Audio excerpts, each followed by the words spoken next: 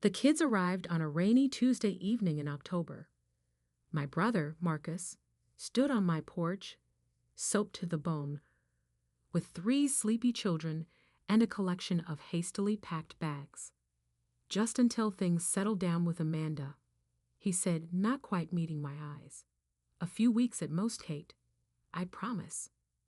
I looked at my niece and nephews. Lily, 12, Noah, 9, and little Ben, 6, their faces pale and confused in the porch light. They'd clearly been crying. Of course they can stay, I said, ushering them inside. What else could I say? Marcus had always been there for me, from college loans to supporting my decision to quit corporate life and open a small bookstore. But something felt off. Marcus and Amanda had always seemed like the perfect couple, high school sweethearts who married right after college, built successful careers, and created a picture-perfect family in their suburban dream house. Do you want to come in? I asked Marcus. Talk about what's happening. He shook his head, already backing away. I need to go. Amanda's lawyers. Just take care of them, okay?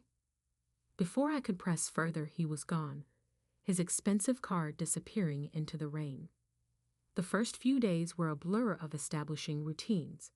My 3-bedroom craftsman wasn't designed for 4 people, but we made it work. Lily took the guest room, the boys shared the office, where I'd converted my daybed into bunk beds, and I tried to create some semblance of normalcy. My bookstore, Chapters and Charm, became their after-school haven. Lily helped customers find books, Noah organized shelves with surprising precision, and Ben charmed elderly patrons who came for our morning reading sessions. But questions lingered.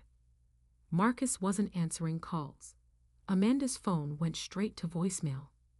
Their house sat dark and empty.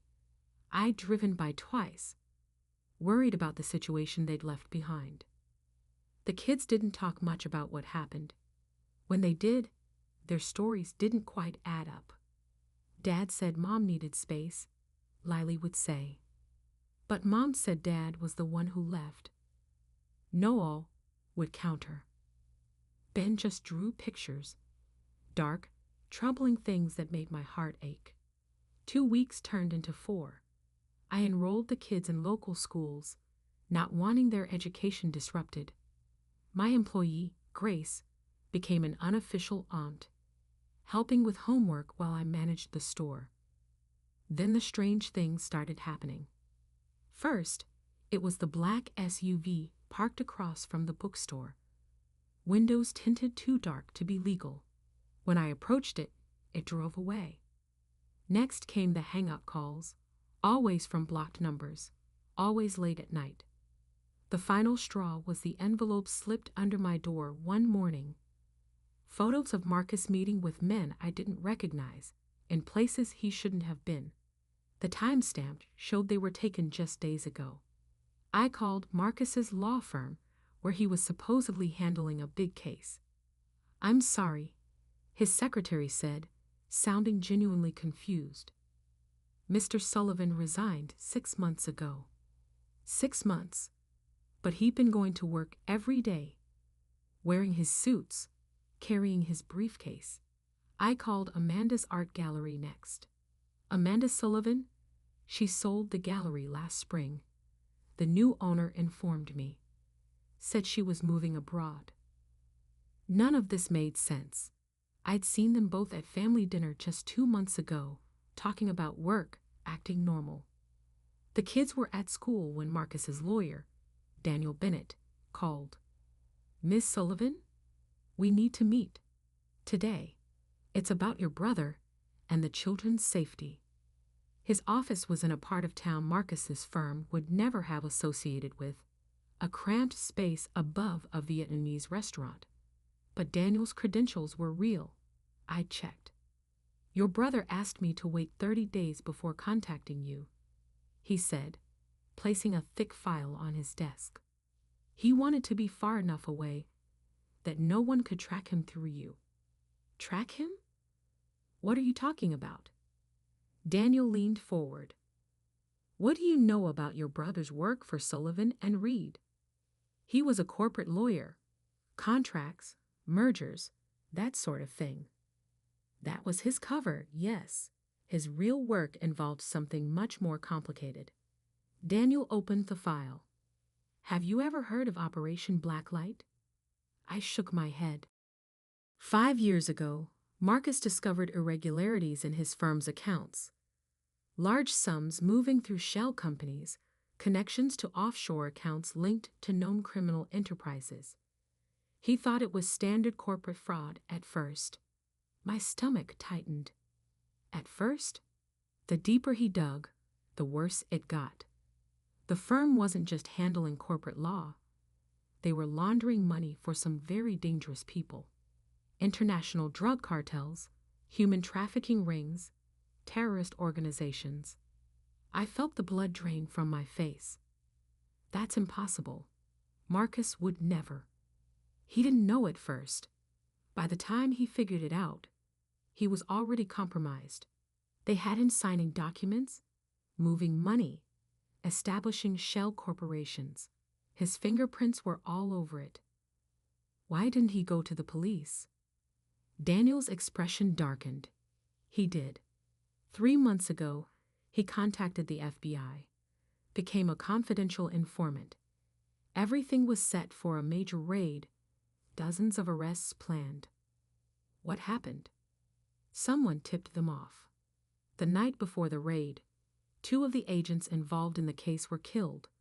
Marcus received this. He slid a photo across the desk. It showed my brother's family, Amanda, the kids, all of us at last party, with red X's marked through each face. He had to get the kids out first, Daniel continued. Amanda's already in witness protection. Marcus needed somewhere safe for the children while he tied up loose ends and arranged their new identities. New identities?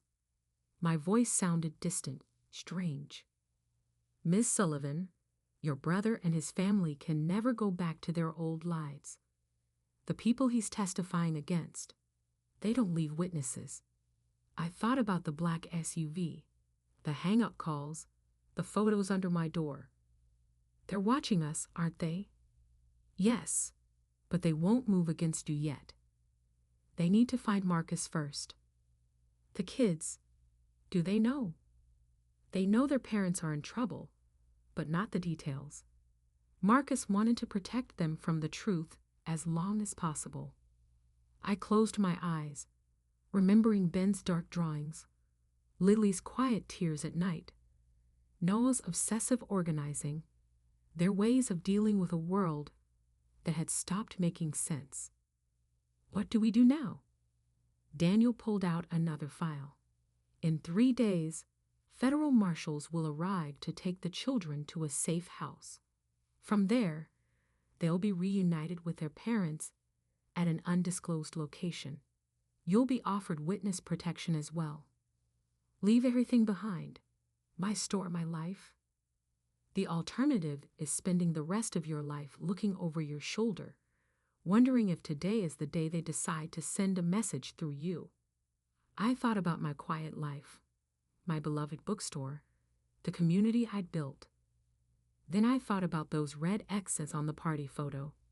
How do I tell the kids? You don't. Not yet. For the next 3 days, you need to act completely normal. Go to work, maintain routines, don't change any patterns. The people watching you need to think everything is fine, as if anything would ever be fine again. I left Daniel's office with a burner phone and strict instructions about what to pack, what to leave behind, and who not to contact. The kids were at the store with Grace when I returned. Lally was reading to Ben while Noah meticulously straightened the mystery section. Aunt Kate. Ben ran to hug me. Can we have pizza tonight? I hugged him tight, breathing in his little boy's scent. knowing these might be our last normal moments together. Sure, buddy. Pizza sounds perfect. That night, after they were asleep, I sat in my living room looking at old family photos. Marcus and Amanda at their wedding, the kids as babies, all our happy memories. My phone buzzed. A text from an unknown number. Missing your brother? Don't worry. You'll see him soon enough.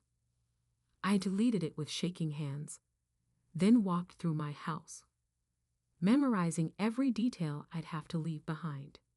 In 3 days, we'd disappear. In 3 days, we'd become different people with different names and different stories. But first, we had to survive until then. I checked the locks again, drew the curtains, and settled in for a long night of watching shadows, wondering which ones might be hiding something darker than the night itself. The game had begun, and I didn't even know all the rules yet. The next morning felt surreal, like playing a part in a movie where everyone else knew the script except me. I had to maintain normalcy while preparing for our lives to completely change, all without letting the kids or anyone else suspect something was wrong. I opened the bookstore at exactly 9 a.m., just like always. Grace arrived at 9:15 with her usual coffee and muffin routine. The kids went to school, their backpacks packed with homework they might never turn in. But now, I noticed things I'd been blind to before. The same man buying a newspaper every hour. A woman who sat in our cafe all day, never finishing her single cup of tea. The clicking sound on my phone that hadn't been there before. At lunch, I received another text. The children look happy today, especially little Ben in his blue sweater. My hands shook so badly, I dropped my phone. They were watching the school. Of course, they were watching the school. Daniel called on the burner phone during my afternoon break. Change of plans, he said without preamble. They're moving faster than we anticipated. The marshals are coming tonight. Tonight? But you said 3 days. Your brother's contact inside the organization warned us. They're planning something. We can't risk waiting. I glanced out the store window. The woman with the tea was still there, pretending to read while her eyes followed my every move. How do I get the kids without raising suspicion? There's a field trip scheduled for tomorrow to the Natural History Museum. The school has permission slips from all 3 children. I never signed any permission slips. We did. At 2:45, tell your employee you need to go to the bank before pickup. Drive to the back of the school. A silver Honda Odyssey will be waiting with Agent Sarah Martinez. She'll have proper ID and documentation. My throat felt dry. The watchers will know something's wrong when we don't come back. By then, you'll be long gone. Kate, listen carefully.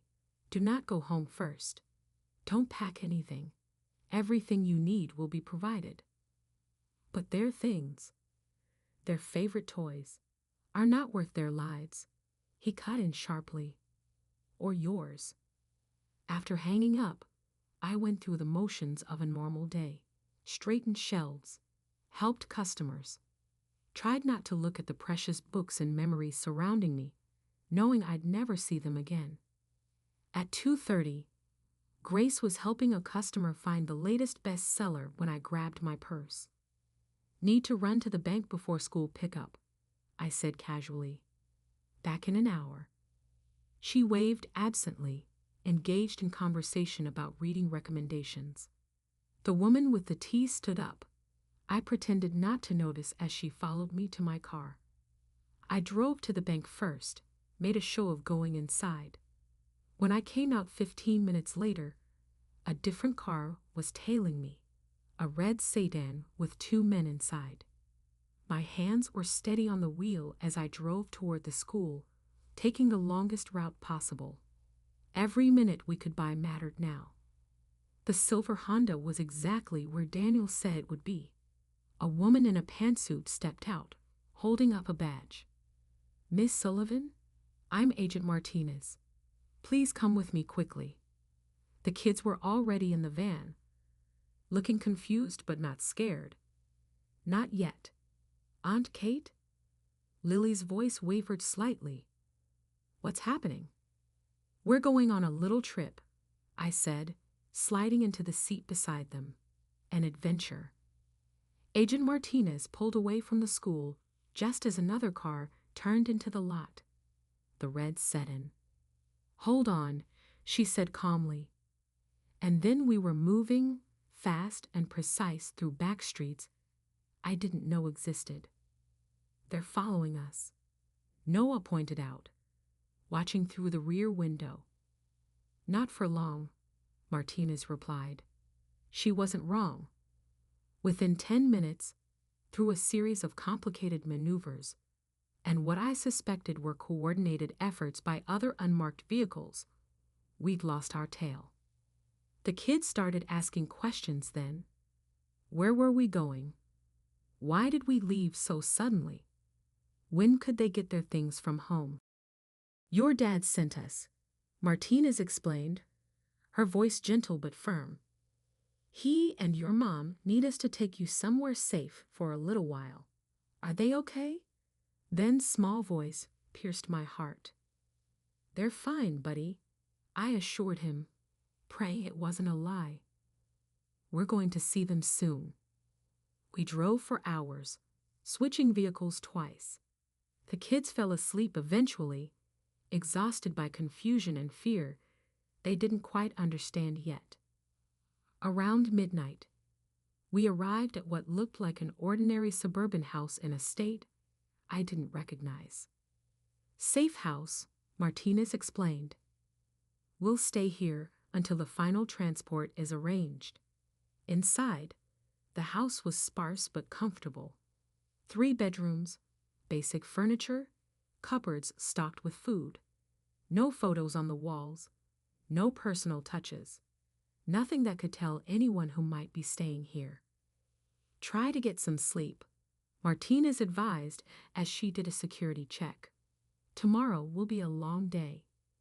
I got the kids settled in beds that weren't theirs, under blankets that held no comfort of familiarity.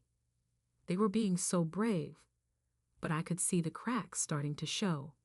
"Tell us the truth," Lily demanded once her brothers were asleep. "What's really happening?" She was 12, too smart to be fooled by vague assurances anymore. I sat on the edge of her borrowed bed. "Your dad, he discovered some bad people doing bad things. He's helping the police stop them. But right now, we need to stay hidden to stay safe." "Like witness protection?" "Like in the movies. Something like that." She was quiet for a long moment. "We're not going back home, are we?" "No, sweetheart, we're not." She started crying then, silent tears that spoke of a childhood ending too soon. I held her until she fell asleep, whispering promises I hoped we'd be able to keep. My phone vibrated one last time before Martinez took it away. "You can run, but they can't hide forever. Family reunions can be deadly affairs." The next few days passed in a blur of security briefings and preparations. We learned our new names, our new background stories. The kids would become the Williams children. Lally would be Lucy.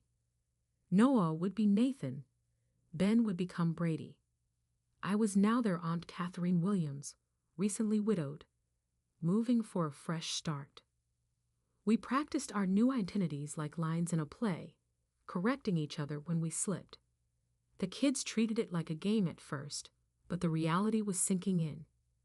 Marcus and Amanda were already settled in their new location.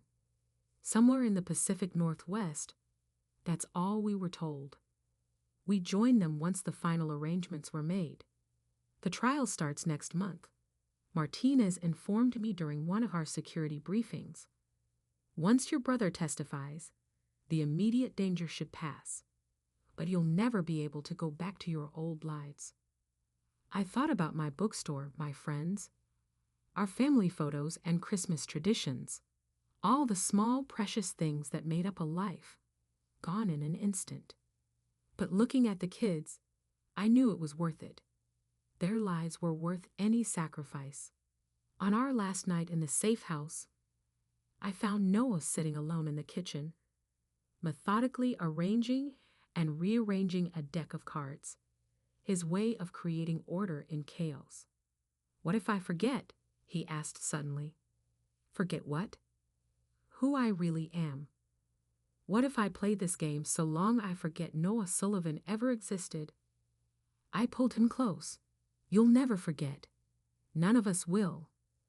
We're just adding new chapters to our story." "Like in your bookstore," he said quietly. "New books, same characters. Exactly like that." He hugged me tight. "I'm scared, Aunt Kate." "Me too," I admitted. "But being scared is okay. Being brave means doing what needs to be done, even when you're scared." Tomorrow, we board a plane to our new life. Tomorrow, we'd start becoming different people with different stories. But tonight, I held my nephew and let him be Noah Sullivan one last time. Both of us hiding our tears in the darkness of a borrowed kitchen, waiting for dawn to bring whatever came next. Our new life began in a small town on the Oregon coast, where the fog rolled in every morning like nature's own witness protection program. The house was a weathered blue Victorian with a wraparound porch and enough bedrooms that the kids no longer had to share. In another life, I might have found it charming. The Williams family backstory was carefully constructed. I was Catherine Williams, widowed aunt, moving with my sister's children after their parents' tragic car accident. The story explained any awkward pauses when we called each other by our new names, any nightmares or emotional moments the kids might have at school. Marcus and Amanda, now Michael and Alice Cooper, lived 40 minutes away in a neighboring town, close enough for regular visits, far enough that no one would connect our families. The first reunion was harder than I expected. The kids ran to their parents but stopped short, uncertain. Their mother's blonde hair was now dark brown. Their father's familiar beard was gone. Even their voices seemed different, carefully modulated to match their new identities. "It's still us," Amanda/Alice whispered, gathering them close, just wrapped in different packaging. Marcus/Michael caught my eye over the kids' heads. The haunted look was still there, but now mixed with something else. Determination, maybe, or resignation. We settled into routines. I opened a small cafe bookshop, smaller than my old store but cozy. The kids started school. We made appropriate small talk with neighbors, careful to keep everyone at arm's length. But the past had a way of shadowing us. One morning, 2 months after our arrival, Lily/Lucy came running into the cafe, pale and shaking. "There's a man," she whispered. "He looks like one of them, from before." My heart stopped. "Where?" "Outside my school, just watching." I called our Marshall contact immediately. They investigated but found nothing concrete, just reports of a dark sedan with out-of-state plates. That night, I found Ben/Brady hiding under his bed. "The bad men found us," he said, clutching his new stuffed dolphin. "We weren't allowed to bring any old toys that might be recognized." "No, honey, we're safe here." But I double-checked the locks anyway, tested the panic button they'd installed, ran through escape routes in my head. The trial was approaching.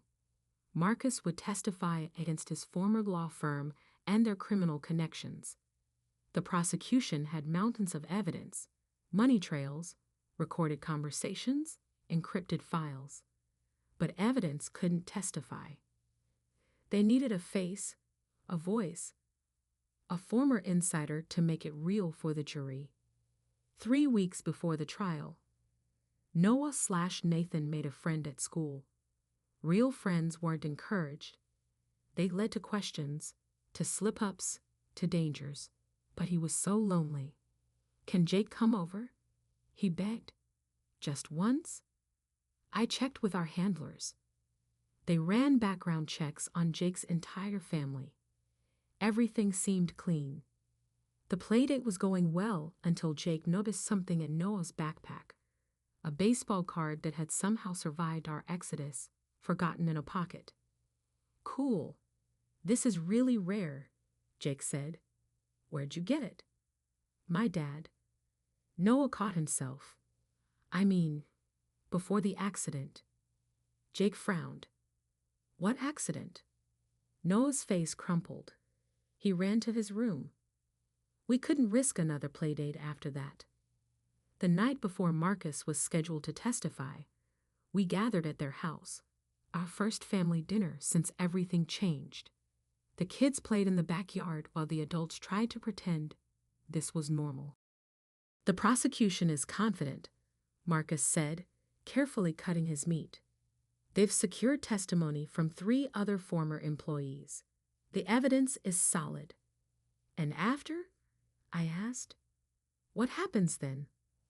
Amanda touched her dark hair self-consciously. "We stay in the program, at least until they're sure there's no threat of retaliation." "How long?" Nobody answered. Later, helping with dishes, Marcus finally showed his cracks. "I should have noticed sooner," he said, staring at his soapy hands. "All those papers I signed, those accounts I handled, I was either corrupt or stupid." "You were trusting," I corrected. "There's a difference. Trust got us here. Love got us here," I countered. "Love for your family, for justice, for doing the right thing." He smiled sadly. "When did my little sister get so wise?" Around the same time she had to become Catherine Williams. The trial lasted 2 weeks. We followed news coverage obsessively. Though we could never see Marcus's face, the cameras weren't allowed in the courtroom for security reasons. The kids stayed with me while their parents were away. Each night brought new nightmares, new fears. "What if they hurt Daddy?" Ben would cry. "What if they find us?" Lily would whisper. "What if we have to run again?" Noah would ask. I had no answers, only presence. We built blanket forts, read stories, baked cookies, anything to keep the fear at bay. The verdicts came down like thunderclaps. Guilty, guilty, guilty. 16 convictions, minimum sentences ranging from 20 years to life. Asset seizures in the millions. International warrants issued for connected parties. We celebrated quietly, behind locked doors and drawn curtains. But celebration felt premature.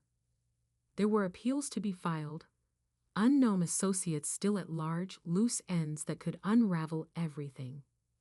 A week after the verdicts, I found a note tucked into a book at my shop. "Snitches get stitches. So do their families." The marshals swept in again. New identities, new location, new stories to learn. But this time, something unexpected happened. The kids refused. "No more running," Lily declared, standing with her siblings in our living room.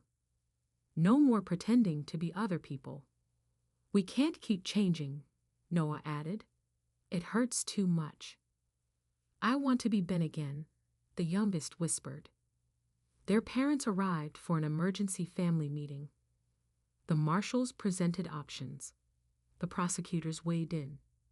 Finally, Marcus, still Michael to the outside world, made a decision. "We stay," he said. "We build something real here, even if it's under different names. The kids are right. Running isn't living." So we stayed. We reinforced security. We maintained our cover stories, but we stopped waiting for the other shoe to drop. Slowly, carefully, we started putting down roots. I expanded the bookshop, adding a children's reading nook where Ben could safely share his luck of stories. Noah joined the baseball team, learning to be competitive without revealing his past experience. Lily started an anonymous blog about kids dealing with big changes, helping others while protecting our secrets. 1 year after the trial, I found her adding to a private journal, her real journal, where she could be Lily Sullivan again. "What are you writing?" I asked. "Our story," she said, "the real one, so we never forget who we are." I looked over her shoulder at the words. Once upon a time, there was a family who lost everything, but found something stronger. Maybe someday, she added, when it's safe, I can share it with the world. I hugged her, this brave girl who carried 2 names and 1,000 secrets. Someday, I promised. For now, we keep writing our story, even if we're the only ones who can read it. Outside, fog rolled in from the ocean, hiding our little coastal town from the world. But inside, we were done hiding from ourselves. We were the Williams family to everyone else. But in our hearts, in our private moments, in our love for each other, we remained the Sullivans. And sometimes, that was enough. 5 years after the trial, our carefully constructed lives had become almost real.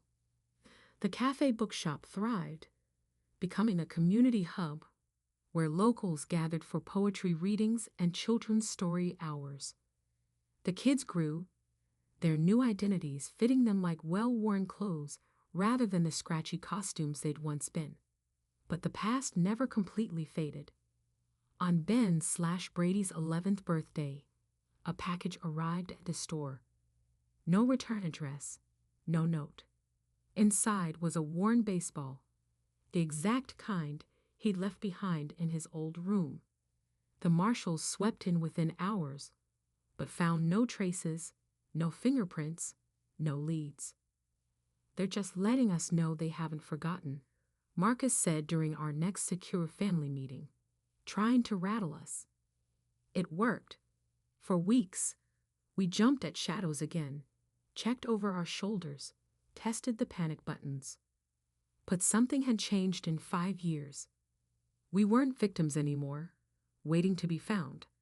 We were survivors, ready to stand our ground. Lily, now 17, applied to colleges using her Williams identity. Her essay, carefully vetted by our handlers, spoke of losing her parents in an accident and finding strength through change. It wasn't the whole truth, but it wasn't entirely a lie either. Noah excelled at baseball, his team making it to the state championships. When local papers wanted to interview him, we held our breath, but he handled it perfectly, his practice story rolling off his tongue like truth. Amanda/Alice opened an online art therapy practice, helping other families deal with trauma and transition. She never shared our story, but she used her experience to guide others through their own darkness.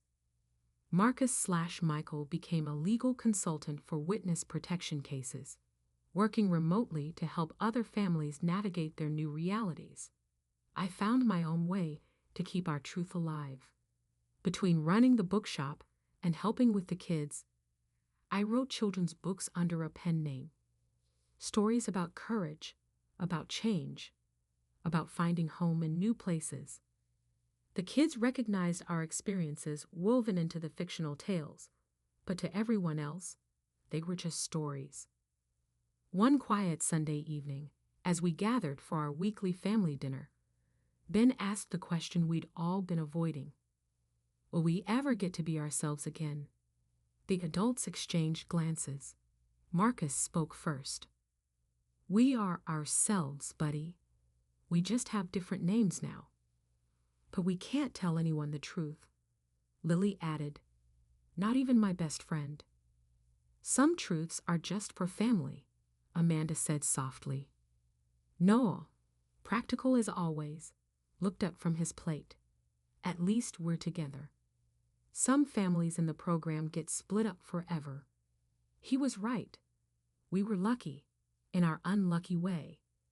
We had each other, had this beautiful town by the sea, had lives that were more than just hiding. Later that night, closing up the bookshop, I found Lily's journal hidden behind the counter. She'd been adding to it all these years, recording our real story between its pages. The last entry read, Sometimes I think we didn't just get new identities. We got new chances.